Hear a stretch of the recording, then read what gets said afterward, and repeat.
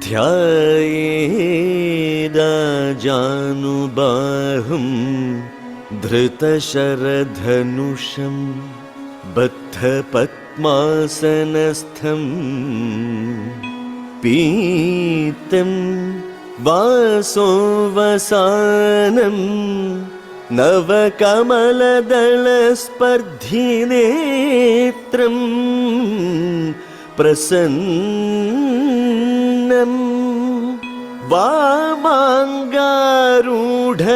सीतामुखकमलमिलल्लोचनं नीरदाभं नानालङ्कारदीप्तं दधतमुरुजटामण्डनं रामचन्द्रम्.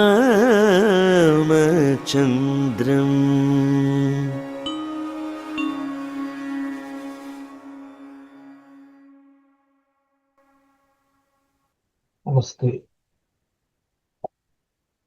Welcome back to Ramayana session. So today we are continuing the second Sarga of the Balakanda. So last week we got introduced to the situation in which the first shloka in the history of humanity was born. Maharshi Vatmiki, on the bank of river Tamasa, witnessed a terrific sight of the separation or the killing of a Krauncha Pakshi. And from that sorrow, without him knowing, something came out from him which is in a new format. Up until then, the means of communication of poetry was not available to humanity. Obviously, the Vedic mantras were there, but those were the revealed mantras. But normally nobody was composing poetry, and nobody thought about it. So without Vatmiki thinking, something came out of his mouth. And last week, I enumerated 3 characteristics of what came out of him. One is Akshara Sama. Every word, every line had equal number of syllables, Akshara. Then Padabaddha, like it was properly arranged. And then Tantri Laya Samanyuta, like if you put a Shruti or a pitch, you could sing. That was the beauty of this. So what we got a little bit confused why that type of curse came out of him, because he's a sage, and in one way the hunter was doing his dharma, like there is nothing wrong for a meat eater to hunt, but still there is a mistake. You cannot hunt or kill when 2 birds were sitting together or they are in that particular moment. That is against dharma. But still, why this curse came out of me? That worried Maharshi Vatmiki. So he was a little bit sad, but after that incident, Maharshi Bharadwaja, who was with him, who was the number 1 disciple of Vatmiki, he noted this down. He said, Master, I got that in my memory. This is something unique. And after that, he went to the river and with proper vidhipurvakam, that is the word used, how we used to do, meaning take water and how we use natural resources, it's with an attitude of reverence. That is the beauty of the Vedic culture. And that is why I mentioned at that point of time, why the Sanatana Dharma stays as Sanatana. Sanatana means eternal. Like it was there, it is going to be there, it is here now, and it is going to be there always. Why? Because of these small things, small acharanas we follow. And you can see that throughout the Ramayana. And I'll try to bring as much as possible, because this is a culture that came down to us. And we are all like inheriting that culture. We just need to understand and follow it. How do we use the natural resources? It is always with reverence. It's not with an attitude that, yeah, it is created for me, I can misuse it, abuse it. No, I compliment, like it is given to me, so I use it with reverence. I cannot abuse the river, I cannot abuse the nature. You will see that throughout the Ramayana. So with that, Bharadwaja and Vatmiki came back to their ashram. This is where we stopped. And again in Shloka 21, it is said that Bharadwajas tada shishyu Vinita Shrutavan Muni. How Bharadwaja was introduced. Last week I mentioned. Bharadwaja is not an ordinary person. He is the number one disciple of Valmiki. He was introduced with two characteristics. One is Vinita. He was humble. Second one is Shrutavan. He knows the Shruti. He knows the Vedas. He knows the Upanishads. So he is not an ordinary person. And because of his knowledge, he exhibited a character. What is that? Vinitaha. Vidya Vinaya Sambanna. That is the definition of the Bhagavad Gita given. Like when you have more knowledge, you should not get arrogant. When you have more knowledge, you will exhibit automatically that Vinaya, the attitude. Again, look at the lessons. These are all subtle gems in the Ramayana we can pick and understand. So Bharadwaja, who was Shrutavan, and because he was a Shrutavan, he was Vinitaha. And he carried the kalasha full of water taken from the river Tamasa, and then he followed Vatmiki. He was equally knowledgeable, but he gave that respect to the teacher. This is again a culture shown by the Sanatana Dharma. So this is where we stopped. And now we will continue with from Shloka 22. So Shloka 22, he says, Sapravishyashramam padam shishyena saha dharmavid upavishta kadhachanya dhyanamasistadaha.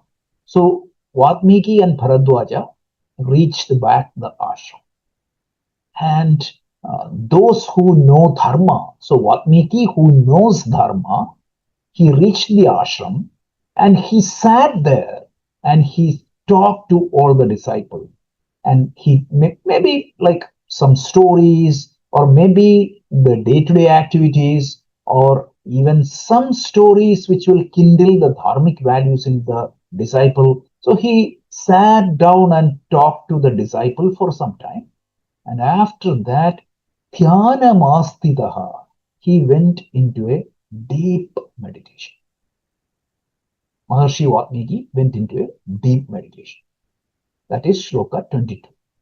And Shloka 23, when he was meditating, something happened. What happened? Ajagama tato Brahma Lokakarta Soyam Prabhu Chaturmukho Mahadeju Drishtum Tam Muni Pungavam. This is the shloka. So when Vatmiki was getting into that deep meditation, in front of Vatmiki, somebody appeared. It was Ajagama Tatu Brahma. Brahmaji, the creator of the universe. Soyam Kartas, Loka Karta Soyam Prabhu. So Brahmaji, by out of his own will, he came in front of Valmiki. And what is the characteristics of Brahmaji? Chaturmukhu, he has four heads. Brahmaji symbolically has four heads. Why? Because each head represents one Veda. Rik, Yajur, Sama, Atharva. So according to the Puranas, like from the navel of Mahavishnu, Brahmaji came up. And along with the creation of Brahma, Vishnu given out the Vedas to Brahmaji. And each Veda, Brahmaji meaning then started teaching Veda, and each head refers to one Veda. These are all Puranic mythological representation of the Vedic ideologies, right? So Brahmaji, who is Chaturmukha and who is Mahadeja, who has like shining and self-effulgent Brahmaji came in front of Valmiki. There are two ways you can interpret it. One is obviously Brahmaji physically appeared in front of Valmiki. That is one way of looking at it. The second way of looking at it is what? The previous shloka said Valmiki went into a deep meditation. So it could be even in that meditation, Brahmaji appeared in his mind. But whatever you take, it looks good there. So Brahmaji came in front of Valmiki. So what Valmiki did? Valmiki rathatam drishtva saha sotvaya vagyataha pranjali prayato bhuktva tastva parama vismitaha. Parama vismitaha. Valmiki was astonished. He was like he couldn't believe. Usually you have to do tapas for years after years for getting a vision of Brahmaji. So that Brahmaji, without doing any tapas, he just out of his own will came in front of me. Valmiki was astonished seeing Brahmaji. So he stood up at once with folded hands and showed his reverence and respect to Brahmaji and welcomed him by Vidhipurvakam, properly following the rules how to receive a guest, disciplined. And what happened? Valmiki also was represented here as Vagyataha. Vagyataha means one who has control over his words. That's again a good characteristic.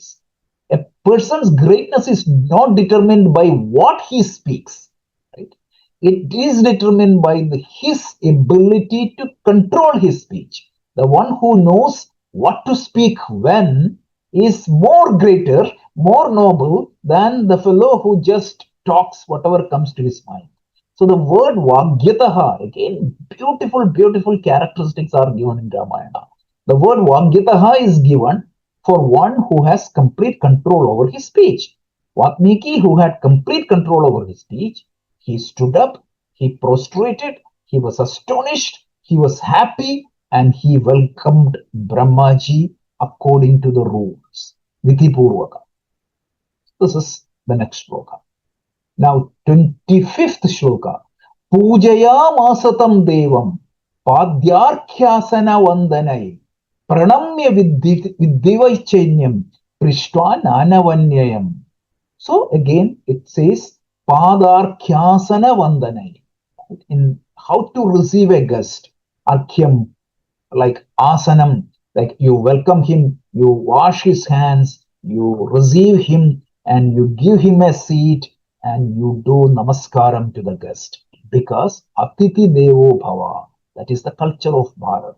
So according to that culture, Valmiki welcomed this guest with water, washing the feet, offerings, and respectful, like taking him to the appropriate seats in a most revered manner.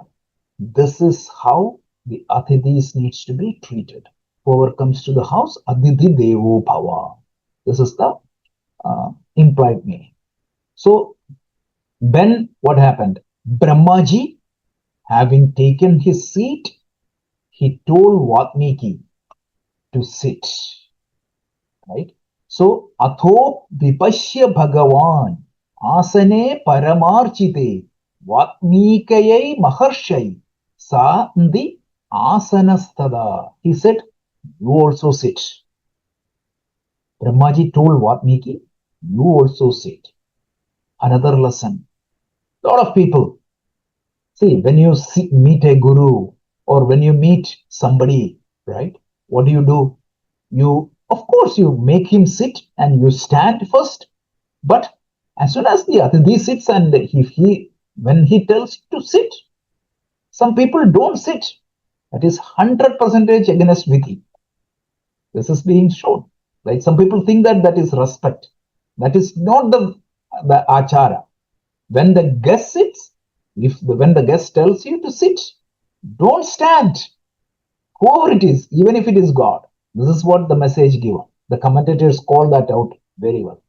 So Brahmaji, after taking the seat, he tells Valmiki to sit, and Valmiki also sit. See, we are talking about an epic. That is why all these details are given. but it is very, very interesting. And then what happened? So once Valmiki sat, he paid his full attention to Brahmaji. That is what you should do to the guest. When the guest comes in, when you attend somebody, give your 100% to him. So seated in Brahma's presence, Valmiki gave full attention to him. But in the deep of his mind, something was bothering him. What happened on that day, right? The tragic scene of the crown jobbers, and in between, what that was bothering him a little bit. Even though he paid attention to Brahmaji, that in the deep of his heart, that concern was there. So that's another point. And then why did he do that, right? And this crowd job happened. That is what was bothering him throughout the day. Like papatmana kritam kashtam vairagrahana buddhina yasyadrishyam charudravam kraujam hanya akarana. So that krauncha pakshis, which was making charuravam, beautiful sound, that bird's cry was there in his heart. This is another thing. Even the pain of a bird, how can you relate with that? That is what is making somebody great. That is what the glory of Valmiki. So that is given. And then what happened? So Valmiki was, as I said, like his mind was a little bit disturbed thinking about this. So knowing this, Brahmaji smiled. Brahmaji smiled and told Valmiki that what happened is a divine design. Divine design. What he composed, indeed, something very different, which can be used as a new means of communication. So Valmiki said, what he composed out of shoka is a shloka. Once again, what he composed out of shoka is a shloka, a structured way of communication, which is very effective in communicating messages along with deep feeling and emotion. Right? You are not going to just tell a dry subject. You are going to communicate something with deep feeling. So don't worry about that. It is a divine design. This is what Brahmaji told to Valmiki. So this is then Brahmaji said, whatever happened, how the words came out of him, it is with my inspiration, Brahmaji said, and with the blessings of Saraswati. This shloka, it was just flowing through Valmiki. It was initiated by the divine will, blessed by Mother Saraswati. It is given as a sample prototype or a structure to construct something great for the entire humanity, which is the Ramacharitam, story of Rama. So, Ramasya Charitam Sattvam, Kurutvam Rishi Sattama. So, Maschanta Devate Brahman, Pravurteyam Saraswati, Ramasya Charitam Sattvam, Kurutva Rishi Sattvama. This is inspired by me, and you could compose this shloka only with the blessings of Saraswati Devi. And this is a divine plan. This is a structure given to you to compose something great for the humanity, which is the story of Rama. It's the next shloka. So now he tells Rama's story. Through the story of Rama, You need to communicate what is dharma, what is courage, what is satyanishta, and above all, like it is dharmam chara. The scope of Ramayana you need to communicate is Rama's life. Why Rama's life is very good for the humanity, or it's an asset to the humanity? Because communicates the message of Dharmam Chara. It communicates all the noble human values. It talks about Thairyam. It talks about Satyanishta. And this is going to be um, a blessing to the humanity. Now, Narada gave you a small version of Rama's story in 80 shlokas. Remember, we studied that in Sarga 1. But now I am blessing you, Brahmaji said, with a divine vision. Everything that happened in the life of Rama, known and unknown, obvious and hidden, everything will be revealed to you. You could see that, what happened in the life of Rama. So Brahmaji is blessing Maharshi Valmiki with a skill, just like Sanjaya was given the blessings by Maharshi Vyasa. Here, Brahmaji is blessing Valmiki so that he can see not only just Rama, Sita, Lakshmana, every character who came, Hanuman, Sugriva, Ravana, everything exactly as it happened, as they think, everything will be revealed to you. And you should write the revealed truths without bias. And even the unseen aspects of their life will be revealed. So whatever you see is truth, you can write it. This is the blessing given by Brahmaji.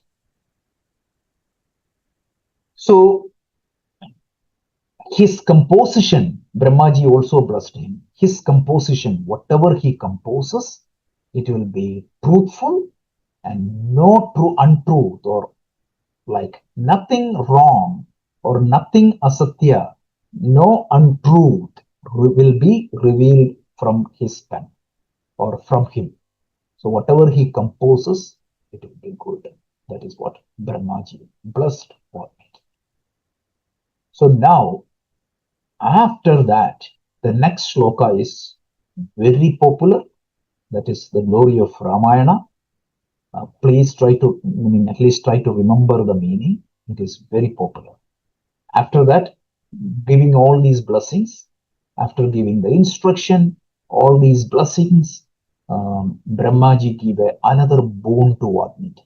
This is very popular, often quoted by a lot of people. It tells, Yavat kasyasi girayaha saritascha mahitale tavat Ramayana katha lokeshu pravartante.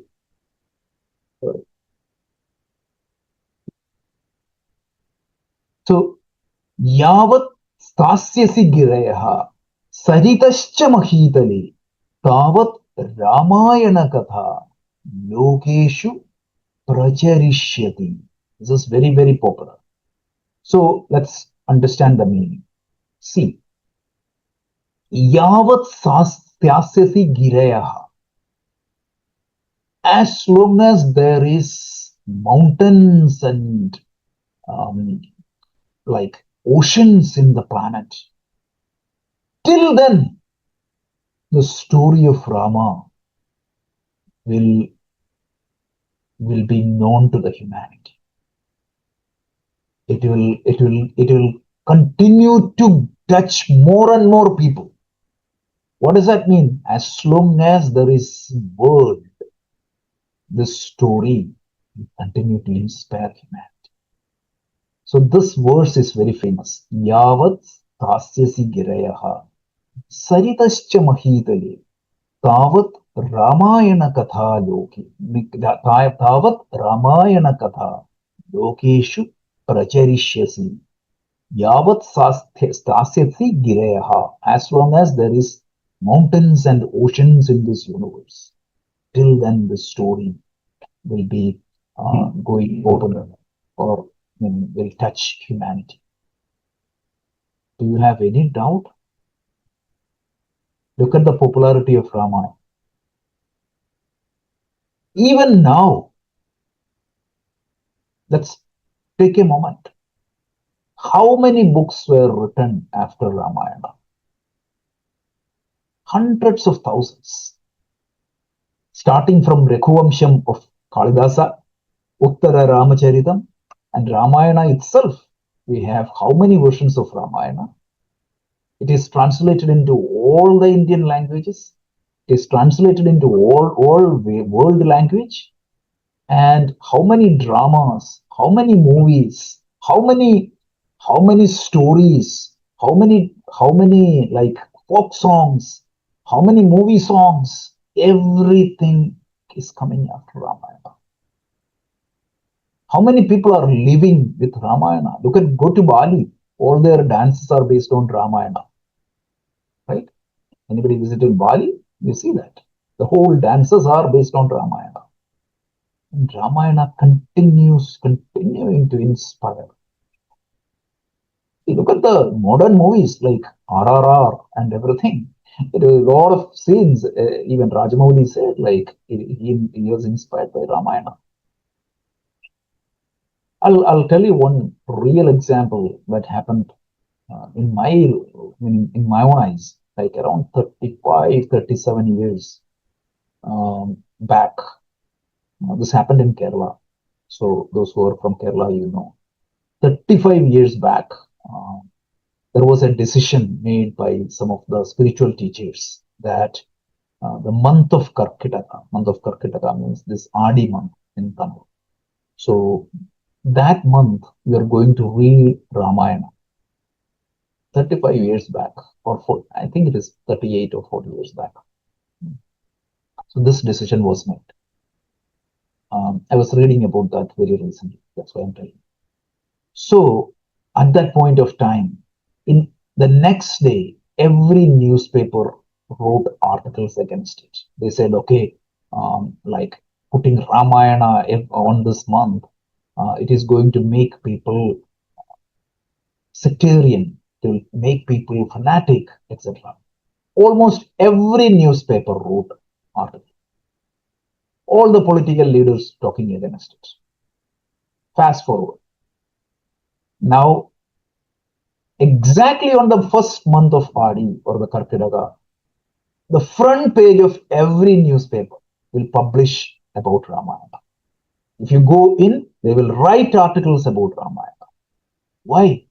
The Samaja accepted it. It became a norm in the society. So those people who were criticizing, they have to come and follow. That is the glory of Ramayana. So I was reading about that particular incident because now it's coming, like we are about to start reading Ramayana. Even now I read at least one chapter. Sundarakanda I read every month, this particular month.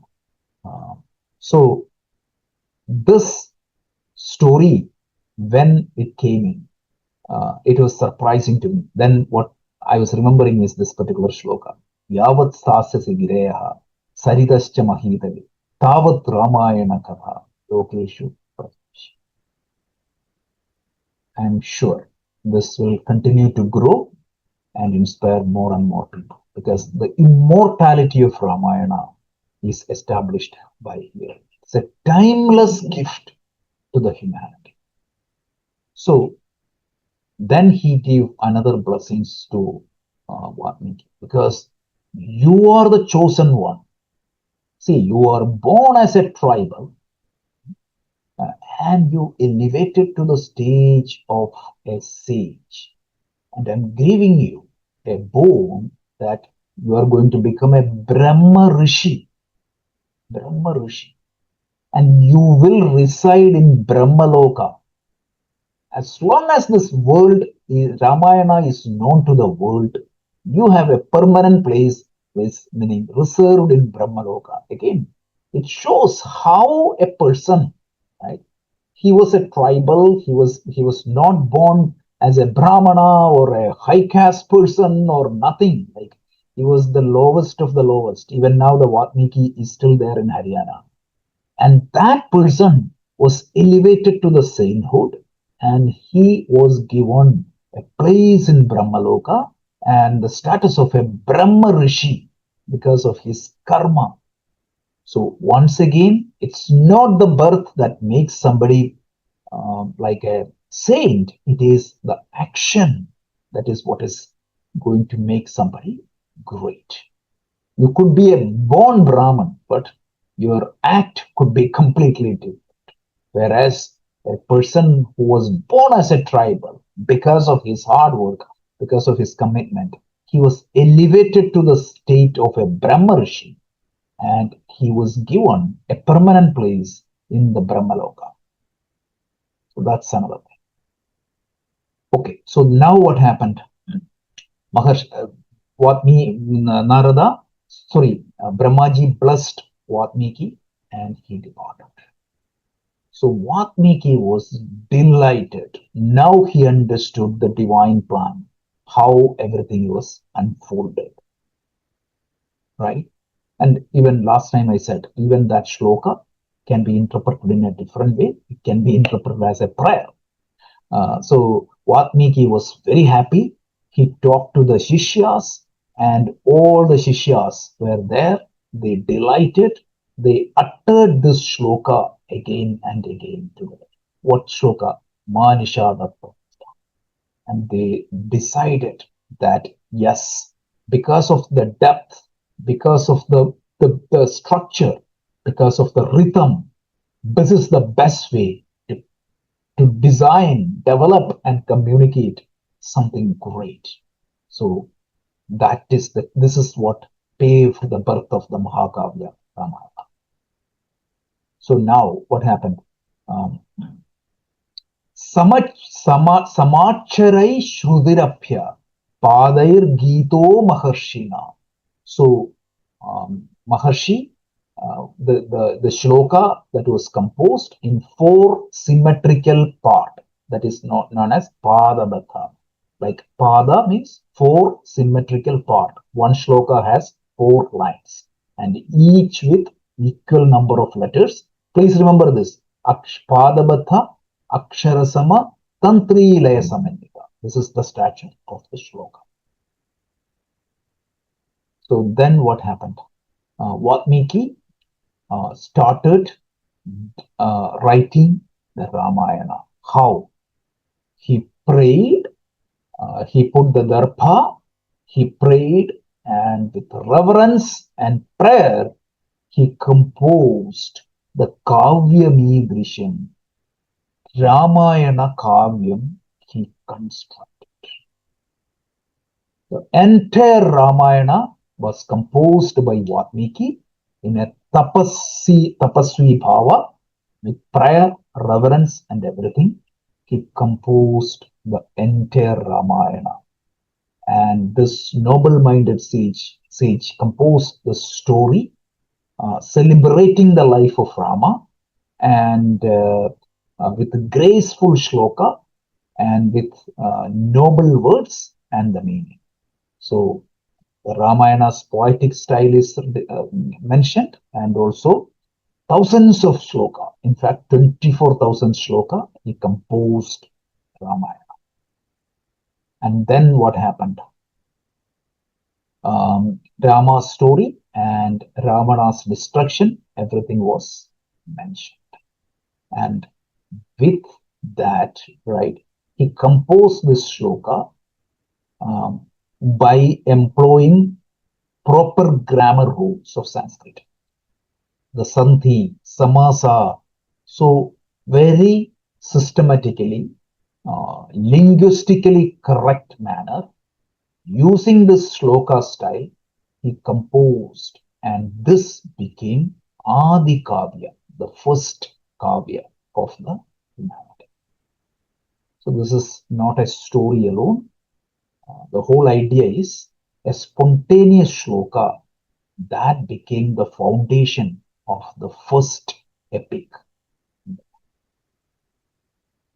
That covers the second Sarga of Valmiki Ramayana. there are 42 shlokas in the second Sarga. So first Sarga has 100 shloka, second Sarga has 42 shloka. We covered that in 2 classes. And let me pause here. Anybody has any questions? Take it. Okay, I'm stopping the